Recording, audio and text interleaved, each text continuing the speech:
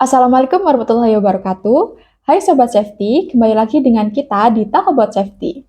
Pada kali ini kita memasuki episode 6 dengan tema konsep dasar K3 Rumah Sakit. Sebelum itu, perkenalkan nama saya Amanda Regina Briana Ramadona. Saya dari Prodi D4 Keselamatan dan Kesehatan Kerja semester 5.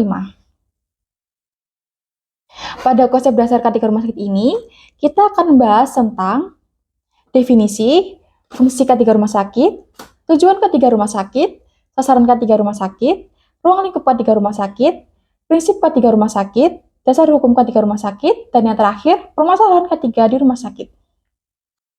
Lalu untuk definisi, di sini ada definisi keselamatan dan kesehatan kerja, yaitu suatu layanan atau upaya untuk peningkatan dan pemeliharaan derajat kesehatan fisik, mental, dan kesejahteraan sosial yang setinggi-tingginya bagi pekerja di semua jabatan dan pencegahan gangguan kesehatan yang disebabkan oleh kondisi pekerjaan, serta perlindungan pekerja dari faktor risiko pekerjaan yang merugikan kesehatan, penempatan, dan pemeliharaan pekerja dalam suatu lingkungan kerja sebagai adaptasi antara pekerjaan dengan manusia dan manusia dengan pekerjaannya.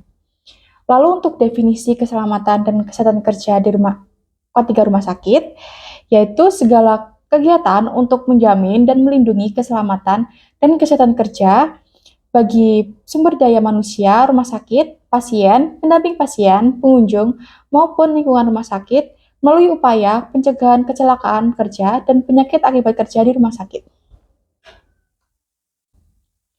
Lalu untuk fungsi K3 rumah sakit, itu meliputi yang pertama, fungsi rumah sakit menurut Undang-Undang Nomor 44 Tahun 2009 tentang rumah sakit, yaitu yang pertama, penyelenggaraan pelayanan pengobatan dan pemulihan kesehatan sesuai dengan standar pelayanan rumah sakit. Yang kedua, pemeliharaan dan peningkatan kesehatan perorangan melalui pelayanan kesehatan yang paripurna tingkat kedua dan ketiga sesuai kebutuhan medis. Lalu yang ketiga, penyelenggaraan pendidikan dan pelatihan sumber daya manusia dalam rangka peningkatan kemampuan dalam pemberian pelayanan kesehatan. Lalu fungsi K3 rumah sakit bagi karyawan rumah sakit, yaitu melindungi karyawan dari penyakit akibat kerja atau PAK. Lalu yang kedua, mencegah terjadinya kecelakaan akibat kerja atau KAK. Lalu fungsi K3 rumah sakit bagi pasien dan pengunjung sendiri, yaitu mendapatkan pelayanan yang baik dan kepuasan pasien dan pengunjung. Lalu untuk tujuan K3 rumah sakit, yaitu untuk tujuan utamanya, terwujudnya penyelenggaraan K3 rumah sakit secara optimal, efektif, efisien, dan berkesinambungan. Lalu untuk tujuan khususnya sendiri, yaitu yang pertama, menciptakan tempat kerja yang sehat, selamat, aman, dan nyaman bagi SDM di rumah sakit maupun lingkungan rumah sakit sehingga proses pelayanan berjalan baik dan lancar. Lalu yang kedua, mencegah timbulnya kecelakaan akibat kerja, penyakit akibat kerja, penyakit menular dan tidak menular bagi seluruh SDM di rumah sakit. Lalu untuk sasaran K3 rumah sakit, yaitu meliputi yang pertama, pemimpin dan manajemen rumah sakit, yang kedua, SDM rumah sakit, yang ketiga, pasien, lalu yang keempat, pengunjung atau pengantar pasien.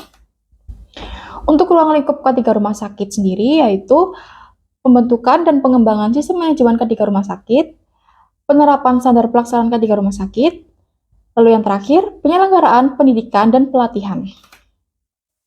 Untuk prinsip K3 rumah sakit, itu ada kapasitas kerja, meliputi status kesehatan dan gizi, jenis kelamin, umur, pendidikan, dan keterampilan.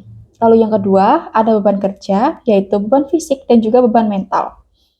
Lalu yang ketiga, untuk lingkungan kerja, untuk bagian faktor fisiknya, yaitu bising, getaran, panas. Lalu untuk kimianya, debu, uap larutan. Untuk faktor biologi, meliputi bakteri dan juga virus. Untuk dasar hukum K3 rumah sakit sendiri, meliputi yang pertama, Undang-Undang Nomor 1 Tahun 1970 tentang Keselamatan Kerja. Yang kedua, Undang-Undang Nomor 13 Tahun 2003 tentang Ketenagakerjaan. Yang ketiga, Undang-Undang Nomor 36 Tahun 2009 tentang Kesehatan. Lalu yang keempat, Undang-Undang Nomor 44 Tahun 2009 tentang Rumah Sakit. Yang kelima, Undang-Undang Nomor 36 Tahun 2014 tentang tenaga kesehatan. Lalu yang keenam, Peraturan Pemerintah Nomor 50 Tahun 2012 tentang penerapan sistem manajemen K3. Lalu yang ketujuh, Peraturan Pemerintah Nomor 66 Tahun 2014 tentang kesehatan. Lalu yang terakhir, Peraturan Menteri Kesehatan Republik Indonesia Nomor 66 Tahun 2016 tentang keselamatan dan kesehatan kerja di rumah sakit. Lalu di sini kami akan membahas tentang permasalahan ketiga di rumah sakit. Yang pertama ada infeksi nosokomial, infeksi yang didapatkan pasien selama perawatan di rumah sakit. Faktor-faktor seperti kebersihan yang buruk, penggunaan alat yang tidak steril, dan penyebaran mikroorganisme dapat menyebabkan infeksi yang berpotensi fatal. Dalam hal ini, pelatihan yang tepat bagi staf medis mengenai kebersihan tangan, sterilisasi alat, dan praktik-praktik pencegahan infeksi sangat penting. Lalu yang kedua, kecelakaan dan cedera. Rumah sakit juga memiliki resiko tinggi terhadap kecelakaan dan cedera. Aktivitas seperti mengangkat dan memindahkan pasien yang tidak benar, terjatuh di ruangan operasi yang licin, atau terpapar bahan kimia berbahaya dapat menyebabkan cedera serius bagi staf medis. Upaya yang diperlukan termasuk pelatihan dalam ergonomi, penggunaan alat bantu yang tepat, dan penerapan protokol keselamatan untuk mengurangi resiko cedera. Lalu yang ketiga, faktor stres dan kesejahteraan mental. Staf medis di rumah sakit sering menghadapi tekanan kerja yang tinggi dan beban emosional yang besar.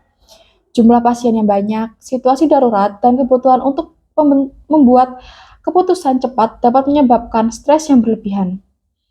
Dalam konteks ini, penting untuk menyediakan program kesejahteraan mental bagi staf medis seperti konseling, dukungan psikologis, dan pengaturan jam kerja yang seimbang. Lalu yang terakhir, pengelolaan bahan kimia berbahaya. Rumah sakit menggunakan berbagai jenis bahan kimia dalam proses perawatan dan disinfeksi.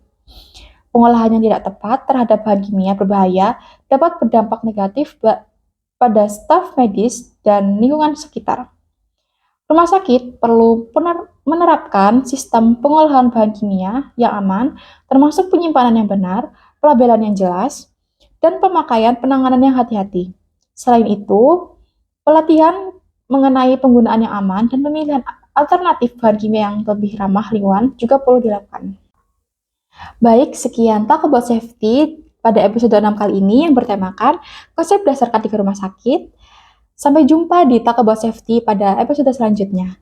Mohon maaf apabila terdapat kesalahan dalam menyampaikan kata demi kata. Sekian dari saya. Wassalamualaikum warahmatullahi wabarakatuh.